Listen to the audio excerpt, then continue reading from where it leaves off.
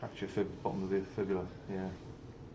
Was that an impact or was it a rugby? Yeah. Yeah. Was it somebody caught on you? I got caught in a.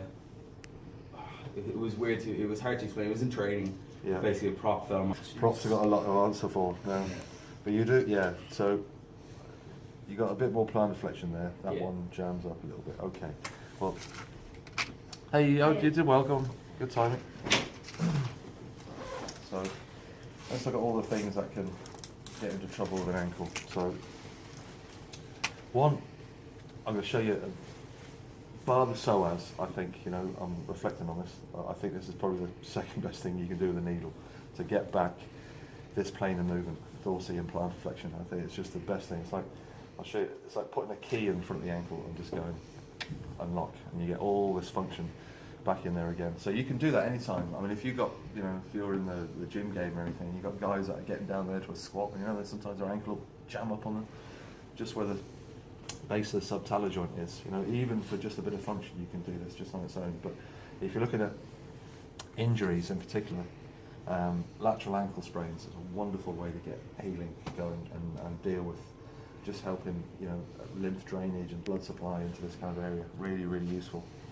And then you'll also get akin to the VMO on a knee injury that just disappears on you. This peroneal group, you tend not to pick it up because of the shape of it. You can't really see the change in tone, but a lot of the time if you'll palpate into it, and slightly with yours, you feel the difference there. Subtle enough.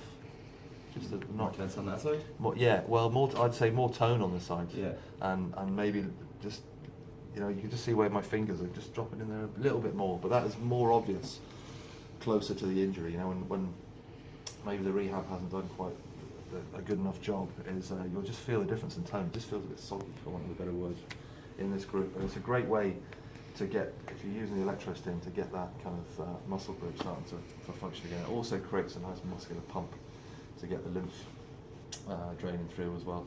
Shin splints, we'll be doing all these in a minute, where you've got, the days of ripping your thumb through somebody's shins are over, thankfully. So your thumb and their discomfort will disappear. So that's a very useful application for them as well. And you'll all be aware of it, but oft not treated because you can't get to it. If you tip posterior, you can get your fingers onto it, but a lot of time, frustratingly, you can't quite engage with it as much as you'd like to, and it can really be troublesome, especially with people that pronate and things. You get this tib posterior tendon issue on the inside of the ankle here as well. Sometimes it will mimic an Achilles problem. So there's all those things that you can address. So, and lastly, I don't know if you ever noticed sometimes people get kind of pain just kind of here after. Have you noticed that? Everyone's nodding. That's good. It's a retinaculum, and when you wrench your ankle like that, all these tendons get a jolt, and that retinaculum also gets a little bit of a shock as well. So a lot of time, you'll palpate here and wonder what the heck that is. It's the retinaculum that locks those tendons down. And a lot of time, you actually see a raised little area around here, the superior retinaculum. You'll rub your finger over it, they'll go ouch there. And that's what it is. And you can deal with that as well. So all these little things you can address. So, right, first off, come a bit closer because I really want you to see this.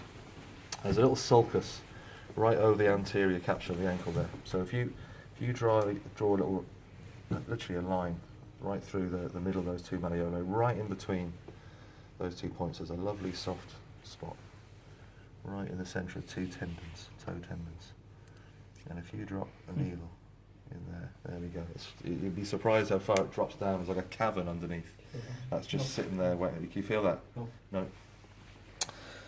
The only thing, and in your scenario with plates and things, I would, just playing the odds, I'd be reluctant maybe to use the electroacupuncture. Bad luck will visit your door, and some little screw will come pointing at you. So I'd probably just use the needles on their own if you've got plates and pins and etc.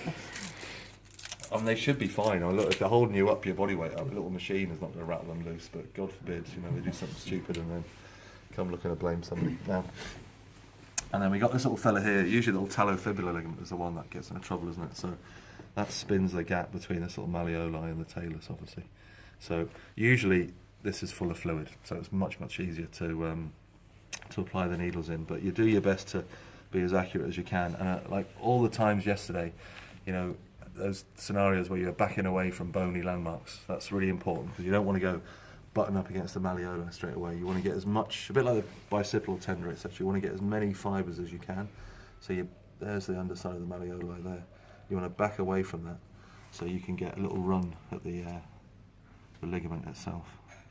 And you can span the needle just along the fibres, which I think is a bit more useful than just poking it straight through. You might have a couple running along, especially into that little pocket of edema. So you might have 1 or 2 needles like that, fill in that space there. That one's really important. And then we got a chance to deal with this retinaculum here as well. So a lot of time, like I say, you'll roll your hand over it like that. Like I can feel the plate there at the bottom, but it's just above that. So because it's running over like this, it's quite superficial. You just run a needle like that. It's really useful. And you just follow the fibres around the retinaculum. Really, while you're there, you might as well, something that can hang around after that you can address at the time. So, and then you've got muscular tendus junction here. These are always important because they tend to soak up a lot of tensile stress. So a bit like yesterday, if you remember, you know, if those fibres start to flatten out on you, become a tendon, it's better to run along with them. And then if you really want to kind of get on top of the peroneal group, really, that's as simple as, like you all yesterday, you know, you found you were really working well with these at the end of the day. And look, trigger points along the peroneals are just, you know, easy, bread and butter. Just drop one in like that, straight down, because it's a nice fat, juicy muscle, so easy. And there's nothing really to worry about around here. But if it's talking about safety precautions, two things you got to really be concerned about. You got an artery on top here. You got the dorsalis pedis here. I can see that. I can feel that under my fingers here. It's right on the dorsum of the foot. You'll feel it if you wait. You'll pick it up. So it's just there. And then you got the superficial peroneal nerve just in behind that. Is that a bit pins and needles there? No. No, not too bad. But you'll find it around there. You'll get if you rub it on it enough, you'll get a bit of a zing into the toe. So there's a couple of superficial things there, but you don't really want to. It's a bit of a no man's land there. You don't want to. But there is a good acupuncture point. And we did this one yesterday at the end of the day.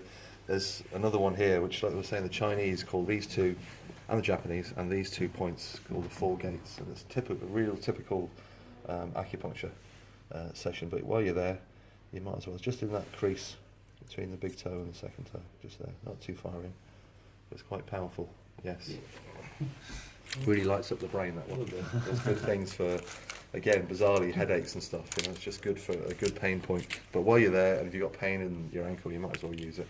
And then shin splints, I shall use the other leg just to spread the load a bit. So anywhere on the inside or the outside of the tibial shaft, if you find a little trigger point, then you just run the needle kind of just along where the insertion points are. And this is much better than your thumbs.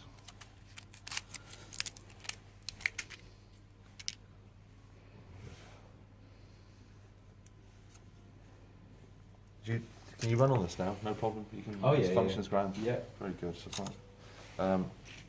No problems with Achilles or anything like that. No, that's straight into a pool. Once the cast is off. Very good.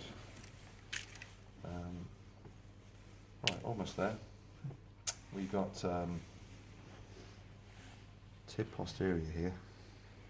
So if you can find that with your fingers, and it's literally, you'll find it sitting underneath that shaft there. Once you found your finger, you think, well, I'm right on the roof of it now.